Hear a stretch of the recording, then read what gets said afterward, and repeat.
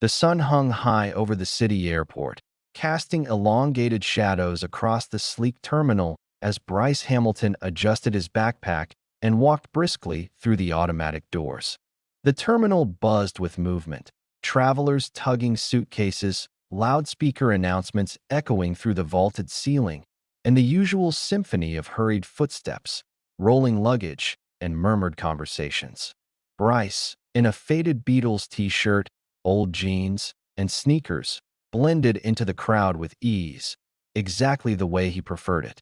Few would guess that this unassuming man, calm and reserved, was the founder and majority stakeholder of Billionaire, one of the nation's most successful and respected airline brands. Every Wednesday that he was in town, Bryce volunteered at Hope Refuge, a local shelter where he washed dishes, served food, and spent hours listening to the stories of those society too often overlooked.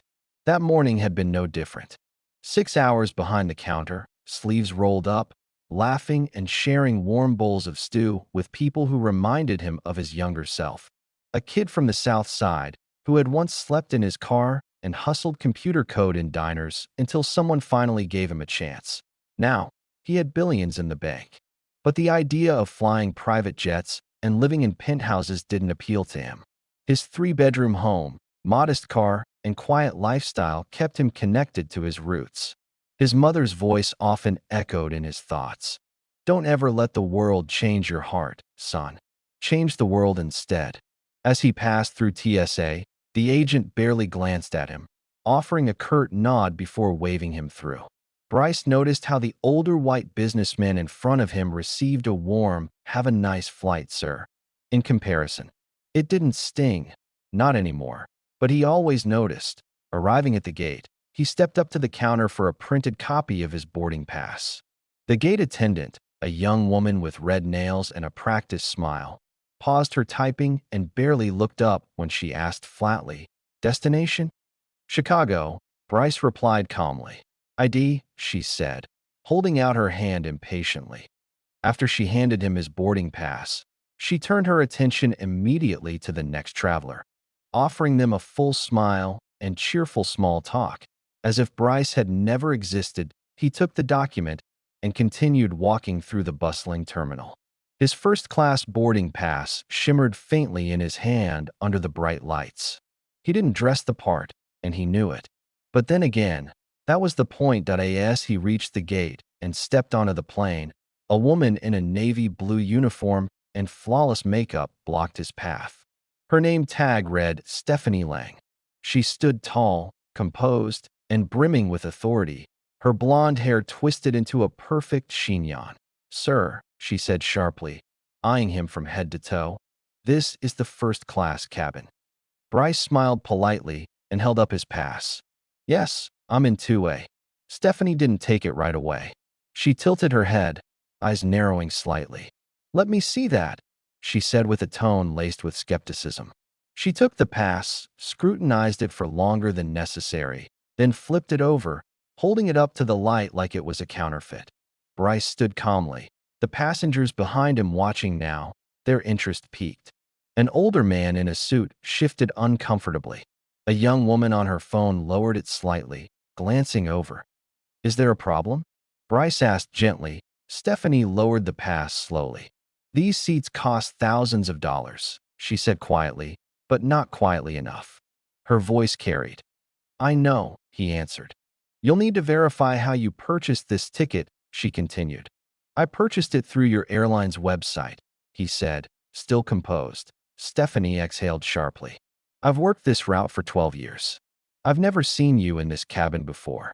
That doesn't make my ticket any less valid." "I'm calling security," she said, stepping back and pulling out her phone. "I don't feel comfortable with this situation."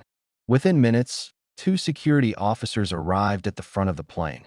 Passengers watched with discomfort as Bryce, calm and silent, was escorted off. In the terminal, one of the officers mumbled an apology. "Sorry, sir. Just following instructions." Bryce nodded slightly, his expression unreadable. Once seated in a quiet corner, he pulled out his phone and dialed a number. "Jared," he said quietly, "I need the legal team assembled. We've got a problem." Meanwhile, Back on the plane, Stephanie resumed her duties, pleased with herself. To her, maintaining the exclusivity of first class was just doing her job. She polished glasses, checked champagne supplies, and straightened the magazines with pride. 20 minutes after takeoff, an intercom message summoned her to the cockpit. The captain, a no-nonsense woman named Elise Morgan, met her with a grim expression. "Close the door, Stephanie," Elise said. To Stephanie's stomach turned. "That man you had removed from the plane," Elise said slowly, "was Bryce Hamilton." Stephanie blinked. "The tech guy? The billionaire. He owns 30% of this airline. He's also a board member." Stephanie went pale. He didn't look like." "No." Elise cut her off. "He didn't." The rest of the flight passed in awkward silence. Stephanie's mind reeled. What she'd assumed was just protocol was now spiraling into something far more serious. When they landed, she was instructed to report immediately to corporate headquarters. There, in a cold boardroom, she sat across from the regional director, HR representatives, and legal counsel. They asked her to explain her actions. "I was protecting first-class standards," she insisted. "Standards based on what?" asked Maria Sanchez, HR lead. "He didn't fit the profile," Stephanie replied weakly. There was a pause. "Profile?" repeated Mr. Dennison, the airline's legal advisor. "Do you mean to say he didn't look the way you think a first-class passenger should look?" Stephanie faltered. I just meant, he looked casual." "Stephanie," Maria said flatly, "you removed one of our most influential board members based solely on your assumptions. And we're now facing legal exposure not just from him, but potentially from every prior passenger you've ever treated this way." Over the next several days, the airline's internal investigation unearthed years of complaints. Over 20 documented cases, many involving passengers of color, families, elderly immigrants, or others who didn't fit the look of a first-class traveler. In most cases, the complaints were dismissed with warnings or ignored entirely. Now, the accumulation of those misjudgments painted a damning picture. Back in his home office, Bryce sat with his legal team. They presented him with various offers from the airline: full compensation, lifetime perks, and a public apology that he declined. Instead, he made a request: full-scale reform, diversity training, bias education, a committee overseeing inclusion practices with community representation. And he wanted the airline to publish annual transparency reports about complaints and responses. "This isn't just about me," Bryce said. "This is about the next kid who makes it out of the South Side and earns his seat in 2A. The airline agreed. Stephanie was placed on indefinite, unpaid suspension, then terminated. Her world collapsed. Financially unprepared, she struggled to afford her mortgage. Her husband, Ryan, worked long shifts to keep them afloat. Her daughter's tuition bill sat unpaid on the counter for weeks. Desperate, Stephanie took a job waiting tables at a small diner off the highway. She wore cheap black flats and a coffee-stained apron, working 10-hour shifts under fluorescent lights. Her back ached. Her pride hurt worse. The customers barely looked at her. Some barked orders. Others treated her as invisible. One young woman rolled her eyes when Stephanie got the dressing wrong on her salad. A businessman snapped at her for refilling his coffee too slowly, and Stephanie began to understand. Each slight, each insult, each indifferent glance, it mirrored her own behavior over the years. Faces she had dismissed came rushing back. Passengers she scolded, doubted, interrogated. Each one now haunted her. One evening, a soft-spoken man entered the diner. He wore jeans and a gray hoodie.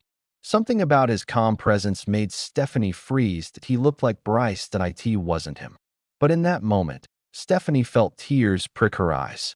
She walked over, offered coffee, and for the first time in months, smiled. Not a performative smile, but something genuine. Over time, she began treating every guest with quiet reverence. Listening, serving, learning. The work was hard. The pay was meager. But the lessons were priceless. She no longer asked what someone looked like.